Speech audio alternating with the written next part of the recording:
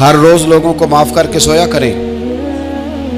پہلے تو اس طرح کا کوئی کام ہی نہ کریں.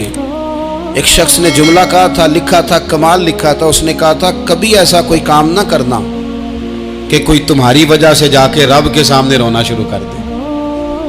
ایسا کوئی کام نہ کرنا کہ کوئی بندہ تمہاری شکایتیں اللہ رسول کو لگائے. اس طرح کا کبھی کام نہ کرے کہ وہ تڑپ اٹھے اور کہے اب تمہارا شکوہ میں نے وہیں کرنا ہے. کچھ لوگوں کی شکایتیں کرنی پڑتی ہیں اللہ رسول کی بارگاہ میں بھی، اپنے مشائخ کی بارگاہ میں کر دیتے ہیں. بعض اوقات انسان وہ بے بسی کے عالم میں کرے یا بہت زیادہ تکلیف اسے سہنی پڑے تو تب کرے، ہو جاتا ہے. تو ایک تو ایسا کریں نا، اور کوشش کریں لوگوں کو معاف کر دیں، اپنے دل سے چیزیں نکال دیں. ہم معافی نہیں دیتے، کبھی کبھی صلح تو کر لیتے ہیں. صلح ہو جاتی ہے، پنچایت میں صلح ہو گئی، پھر لڑائی ہوئی، پھر بات شروع سے شروع ہو گئی کیونکہ ہم نے معافی، پھر وہ بات شروع ہو گئی 1955 سے. تو وہ بھی آکھیا سی، تو اے بھی کیتا سی، وہ بننے والی گل یاد ہی، او بس کر یار، کچھ بھولے بھی تو. بچے پتہ کیوں خوش رہتے ہیں؟ آپ کو پتہ ہے بچے کیوں خوش رہتے ہیں؟ بچوں کو بات بھول جاتی ہے. اس لیے بچے، اماں نے ادھر 2 تھپڑ مارے 3-4 منٹ پہلے، اور اگلے 5 منٹ میں اماں نے پھر ماتھے کا بوسہ لیا تو بھول گئی بات. اللہ کرے کوئی تھوڑے تھوڑے بچے بھی بن جائیں. یہ جو بہتے سیانے ہیں نا، ان کا بھی اللہ ہی حافظ ہے. عقل زیادہ آ گئی ہے نا.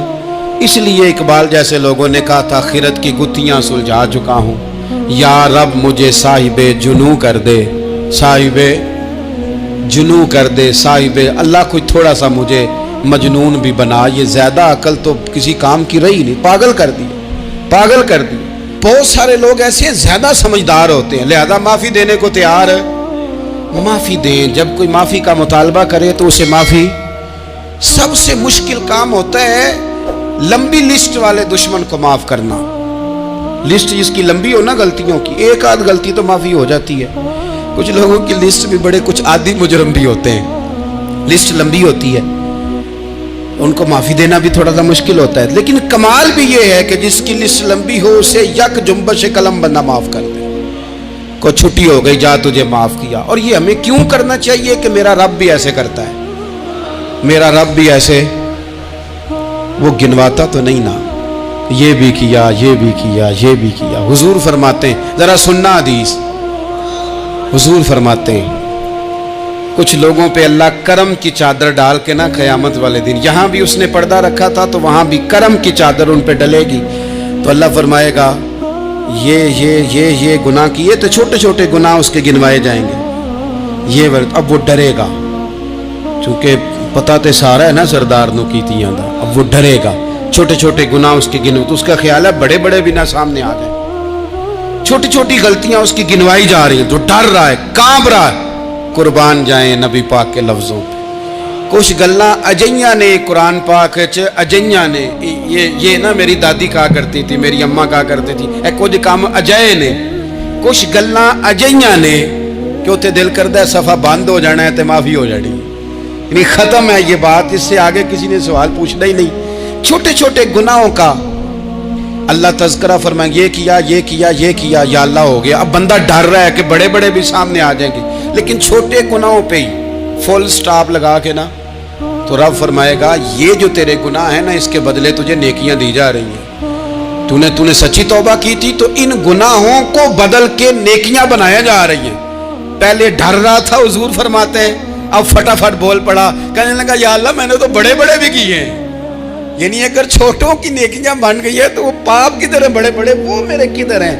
کریم یہ بات کر رہے ہیں اور صحابہ رو رہے ہیں، میں نے تو بڑے بڑے بھی کیے ہیں، بڑے بڑے کدھر ہیں.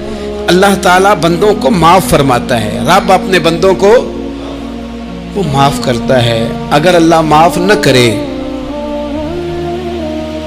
تو جتنے جرم ہمارے رب کو ہمارا پتہ ہے. بتاؤ سویرے روٹی ملے، سانس ملے، شعور قائم رہے، جب مالک اتنا معاف کرتا ہے تو ہم اس کے بندوں کو کیوں نہیں معاف کرتے؟ کر دے معاف. اور کچھ لوگ ایسے ہوتے ہیں جن سے امید نہیں ہوتی، اپنے ہوتے ہیں کہ یہ والا جملہ، اور بندہ کہتا ہے یار تجھے تو نہیں نہ کہنا چاہیے تھا، کوئی اور کہتا مجھے. کہتے ہیں، یہ نہ سمجھیں کہ لوگ کہتے نہیں، کہنے والے یہ بات ہی آپ چھوڑ دیں کہ کوئی آپ کو کچھ کہے گا نہیں، یہ چھوڑ دیں۔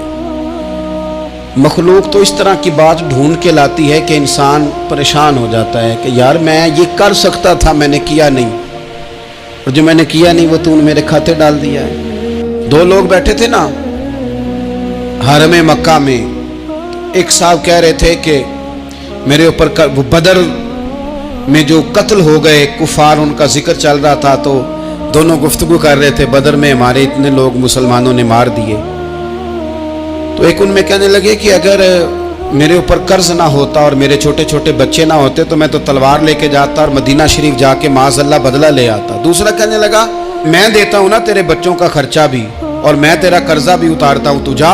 اس نے کہا پکی بات ہے؟ کہا ہاں، قرضہ بھی میں اتار دوں گا، تیرے بچوں کا خرچ بھی اٹھاؤں گا، تو جا۔ اس نے خنجر تیار کیا، تلوار تیار کی، گھوڑے پہ بیٹھا، گلے میں وہ تلوار اس نے اپنے ڈالی اور مدینہ شریف آ گیا۔ اتفاق کی بات یہ کہ ملاقات حضرت عمر سے ہوئی۔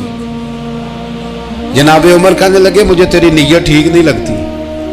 پکڑا کدھر آئے ہو؟ کہنے لگا میں تو بدر کے قیدیوں کے بارے میں بات کرنے آئے۔ فرمایا تلوار لے کے چل تجھے حضور کے پاس لے کے جاتا ہوں۔ نبی کریم کی بارگاہ میں لے گئے تو حضور فرمانے لگے کیسے آئے ہو؟ کیسے آنا ہوا؟ کہنے لگے جی میں تو بدر کے جو قیدی آپ کے پاس ہیں ان کی بات کرنے آیا تھا۔ تو حضور فرمانے لگے چل پھر باقی کی میں سناؤں۔ خیال آیا مسلمان نیک و بد پہچان جاتے ہیں، محمد آدمی کے دل کی باتیں جان جاتے ہیں صلی اللہ تعالی علیہ وسلم۔ فرمایا میں سناؤں؟ حضور کیا؟ فرمایا تم اور فلاں بن فلاں وہاں بیٹھے ہوئے تھے نا حرم مکہ میں فلاں پہاڑ کے ساتھ ٹیک لگا کے، اور تم نے یہ کہا تھا نا کہ قرضہ نہ ہوتا، بچے چھوٹے نہ ہوتے تو بدر کے مقتولین کا میں بدلہ لیتا۔ یہ سارا کچھ طے کر کے پھر آئے ہو تلوار لے کے، اور یہاں کہتے ہو میں قیدیوں کے بارے میں بات کرنے آیا تھا۔ اس کے تو پسینے چھوٹ گئے، وہ تو بے حال ہو گیا۔ اس نے کہا اس کا تو سوائے اس کے اور میرے کسی کو نہیں پتا، اور اگر آپ کو پتا چل گیا ہے تو پھر آپ اللہ کے سچے رسول ہیں۔ تو حضور اگر آپ کو پتا چل گیا ہے کہ میں قتل کرنے کے ارادے سے آیا ہوں، میں معاذ اللہ بدلہ لینے آیا ہوں، اللہ کرے آپ کو سمجھ آئے میری بات کی۔ یعنی ایک تو یہ ہے کہ بندہ وہ پکڑا گیا ہے، اور ایک یہ کہ کسی کو پتا چل گیا ہے کہ یہ اس کام آیا ہے۔ پھر لوگ جب معافی دیتے ہیں تو بڑی کہانیاں سنا کے دیتے ہیں، ایسے نہیں دیتے۔ حضور اب آپ کو پتا چل گیا ہے تو کیا کریں گے؟ تو حضور فرمانے لگے تو بتانا تیرے ساتھ کیا کریں۔ اس نے کہا کہ میں نے سنا ہے آپ معاف بڑا کر دیتے ہیں۔ یعنی یہ گھر سے کوئی پیار کرنے نہیں آیا، پھولوں کا گلدستہ لے کے نہیں آیا، تلوار لے کے آیا، لیکن یہ میرے محبوب کا حوصلہ ہے، اور آیا بھی عین مسلمانوں کے بیچ ہے، جو چاہیں اس کے ساتھ کر سکتے ہیں۔ اس نے کہا معاف کر دیں، تو حضور نے فرمایا جا میں نے معاف کیا۔ حضور نے معاف کیا۔ وہ کہتا حضور معاف کر رہے تھے اور رب میرے دل میں ایمان کو تازگی عطا فرما رہا تھا۔ حضور نے معاف کیا اور میں نے کلمہ پڑھنا شروع کر دیا۔ ایسے لوگ سامنے کھڑے ہو گئے فتح مکہ کے دن کہ جن کے چہروں سے ان کی زیادتیاں عیاں ہو رہی تھیں، ان کے ظلم چھلک رہے تھے چہروں سے۔ حضور کے سامنے کھڑے ہیں، کانٹے بچھانے والے بھی، روڑے مارنے والے بھی، گلے میں رسیاں ڈال سارے کھڑے ہیں۔ حضور نے فرمایا بتاؤ تمہارے ساتھ کیا سلوک کروں؟ انہوں نے کہا آپ کریم ہیں۔ تو حضور نے پتہ کیا کہا؟ قرآن پاک میں ایک سورہ یوسف ہے، کچھ لوگوں کو لفظ یہ قصہ بھی بڑا برا لگتا ہے، تو اللہ فرماتے ہیں نحن نقص علیک احسن القصص، محبوب ہم آپ کو ایک سونا قصہ سنانے لگے۔ اس کو اللہ نے قصہ کہا، سونا قصہ، سورہ یوسف کو۔ تو سورہ یوسف کیا ہے بھلا؟ ذرا انداز دیکھیے سورہ یوسف کا۔ پہلے حضرت یوسف لاڈلے ہیں باپ کے، لاڈلے، پھر اسی جناب یوسف کے منہ پہ تماچے ہیں، پھر وہی جناب یوسف کنویں میں ہیں، پھر کنویں سے بچ گئے۔ کنویں میں گرا بھی بندہ کبھی بچتا ہے، بچ گئے، اللہ کی شان ہو تو بچ جاتا ہے، بچ گئے۔ فرماتے ہیں میں نے سمجھا بچ گیا ہوں، جب بچ گیا تو بڑی تکلیف ہوئی۔ بھائیوں نے کہا ہمارا غلام ہے، ہم نے بیچنا ہے۔ سگے بھائیوں نے بیچا، جو باپ کی طرف سے سگے تھے بیچا، فرماتے ہیں میں بکا، اب بڑا پریشان تھا کہ یار کبھی آپ غور کریں نا کسی کا ریٹ لگ جائے. فرماتے ہیں اب بڑا پریشان تھا، اور جب میں مصر میں گیا تو میں کونے میں کھڑا ہوں اور لوگ مجھے خرید رہے ہیں. محبت میں یہ قصہ سنانا تو آسان ہے کہ بی بی اٹی لے کے آ گئی تھی، پر جو بیکرا ہے اس کا بھی تو حال دیکھو نا کیا ہے، اس کا ریٹ لگ رہا ہے. یہ بھی تو بڑی. اور جناب یوسف کہتے ہیں پھر عزیز مصر نے خرید لیا تو بادشاہ کے گھر گیا تو کچھ سکھ کا سانس آیا. یہ حضرت یوسف ہیں، یہ لاڈلے ہیں. فرماتے ہیں سکھ کا سانس لیا ہی تھا کہ جناب زلیخا نے الزام لگایا، اور وہ غلطی معاذ اللہ جس کا تصور بھی نہیں، اس کی پاداش میں سالوں جیل کاٹا. لیکن خدا کی حکمت ہے نا، اللہ کا کرم ہے نا، جس ملک کے وہ قیدی تھے رب نے اسی ملک کا حکمران بھی بنا دیا. یہ اللہ کی حکمت ہے نا، تقاضے ہیں نا. صبح کے تخت نشین شام کے مجرم ٹھہرے، ہم نے پل بھر میں نصیبوں کو بدلتے دیکھا. وہ جو چاہے جب چاہے کر دے.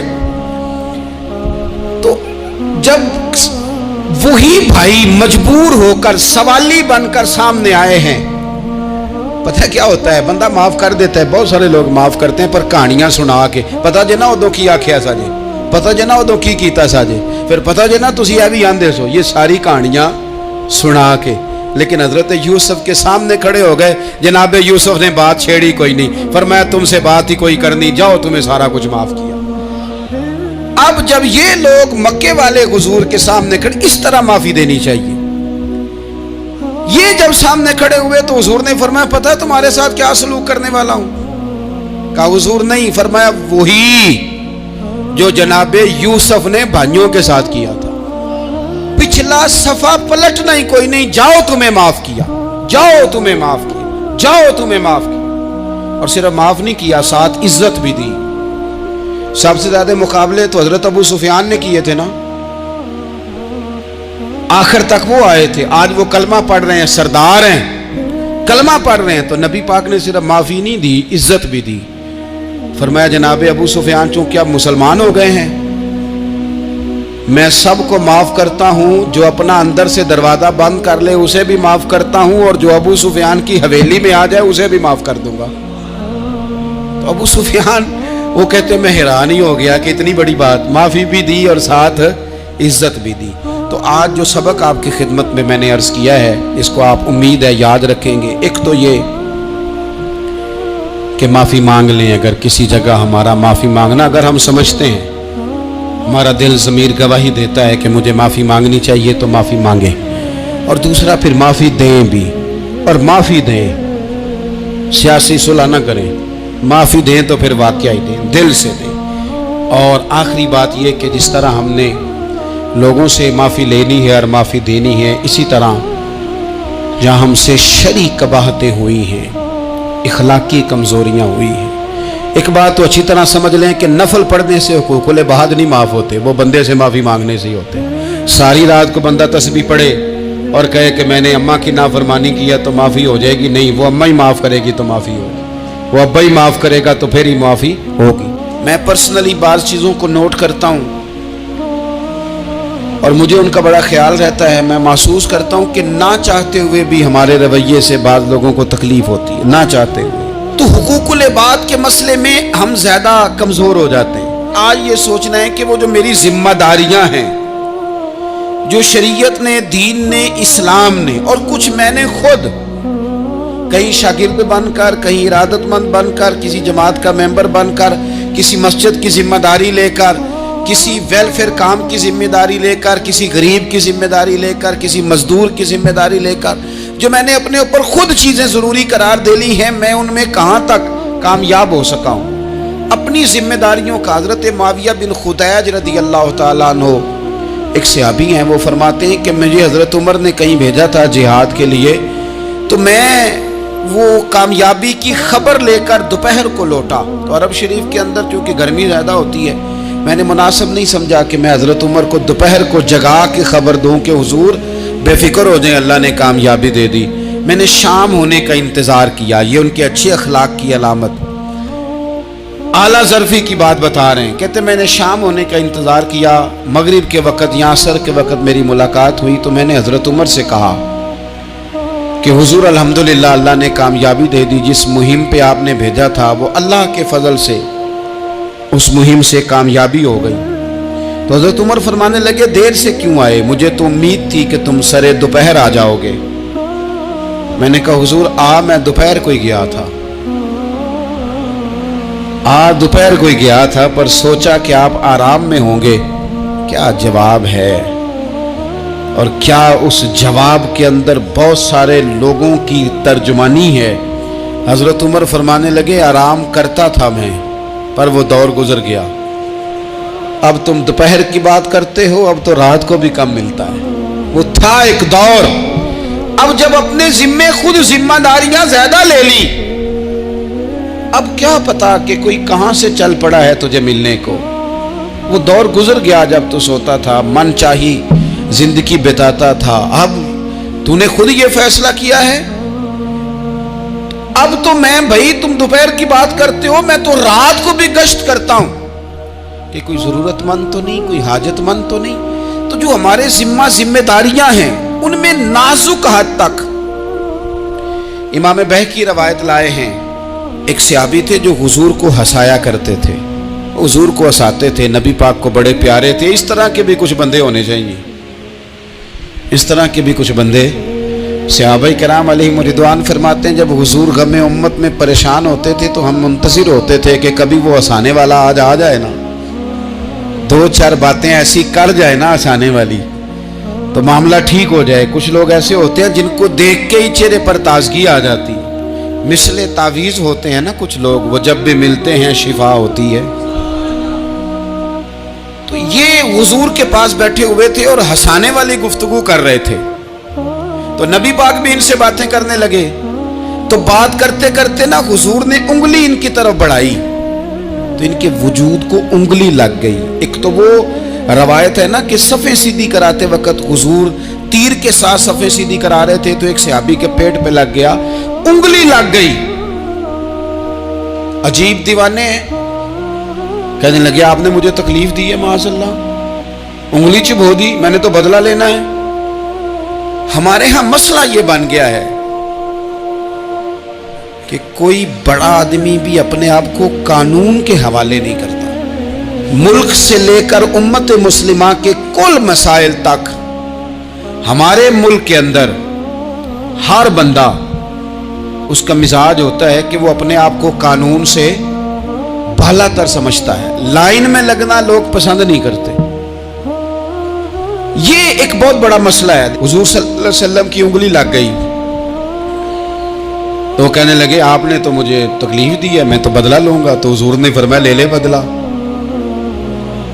अपने आप को कानून के हवाले बड़ा आदमी जब करता है तो कानून की इज्जत बढ़ती है, कानून का वकार बढ़ता है, सोसाइटी के अंदर फिर ताकतवर कानून हो जाता है। लेकिन जब गरीब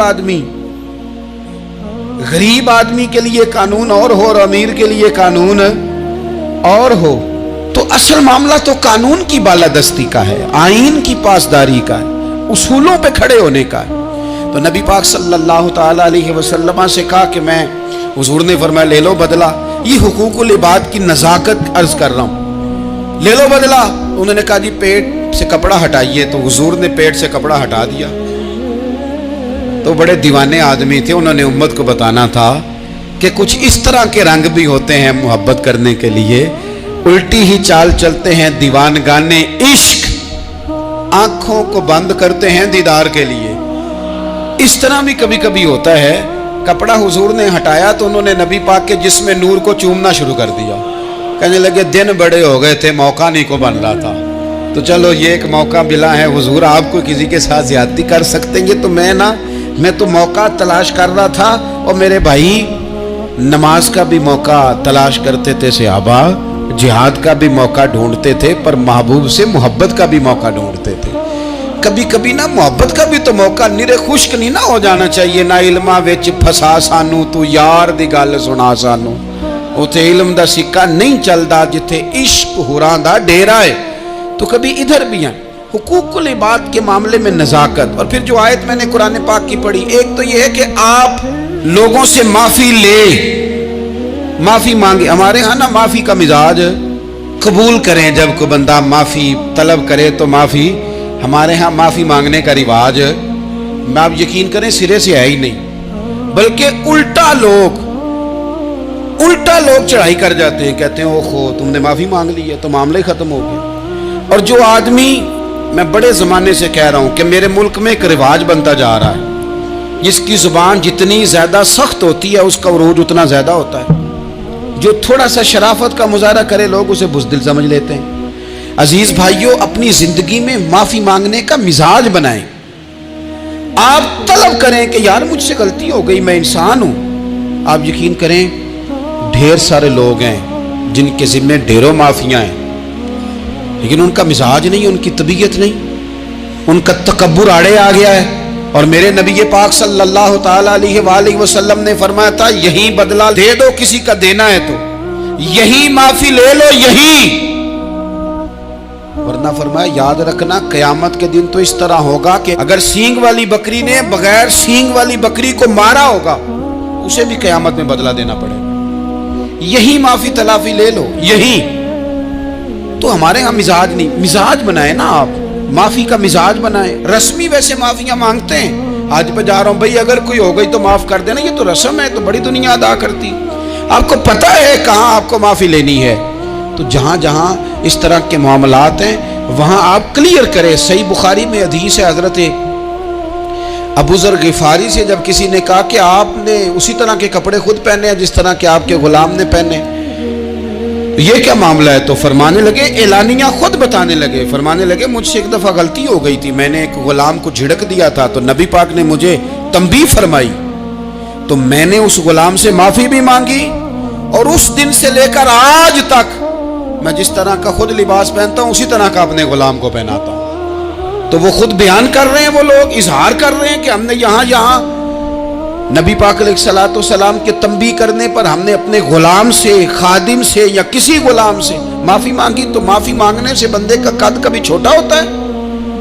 मेरे नबी पाक अलैहिस्सलाम ने फरमाया, जो माफ़ी मांग ले अल्लाह तो उसकी इज्जत में इजाफा कर दिया करता है। तो इसलिए एक तो जहाँ ये मामला है वहाँ, और दूसरी जो आयत मैंने तिलावत की उसमें अल्लाह कहता है कि गुस्सा पी भी जाओ, माफ़ी मांगो भी और माफ़ कर भी दो। वल काज़िमीनल गैज़ वल आफ़ीना अनिन नास, फरमाया वो लोग जो गुस्सा पी जाते हैं और लोगों से दरगुजर करते हैं, लोगों से दरगुजर करते हैं। वल्लाहु युहिब्बुल मुहसिनीन, अल्लाह इन एहसान करने वालों से मोहब्बत फरमाता है, इनसे अल्लाह प्यार करता है। तो रब फरमाता है जो गुस्सा पी जाते हैं वल आफ़ीना अनिन नास, और लोगों से दरगुजर करते हैं, एक तो माफ़ी मांगे और दूसरा माफ़ कर भी दे। अगर दिल में कोई बात हो तो माफ़, तो जो जहाँ शरीयत की मुखालफत की है वहाँ भी माफ़ी मांगे, अल्लाह के हुजूर गिड़गिड़ाएं, तौबा करें और तौबा बदल जाने वाली करें, तब्दील हो जाने वाली तौबा करें। माफ़ी मांग भी ले, माफ़ी दे भी दे। और आपसे ये भी गुजारिश करूँगा कि जहाँ अल्लाह रसूल की हमसे नाफरमानी हुई है वहाँ तन्हाई में 2 नफल पढ़ के, तन्हाई में अल्लाह ताला से भी माफ़ी के खास्तगार हों। याद रखें जब उसकी खुफिया तदबीर आ गई तो फिर माफ़ी का वक्त हो सकता है खुदा न करे हमें न मिल सके, तो अब वक्त है, खूब इस्तिग़फ़ार करें, खूब माफ़ी मांगें। अल्लाह ताला आपको और मुझे अमल की तौफ़ीक़ अता फ़रमाए।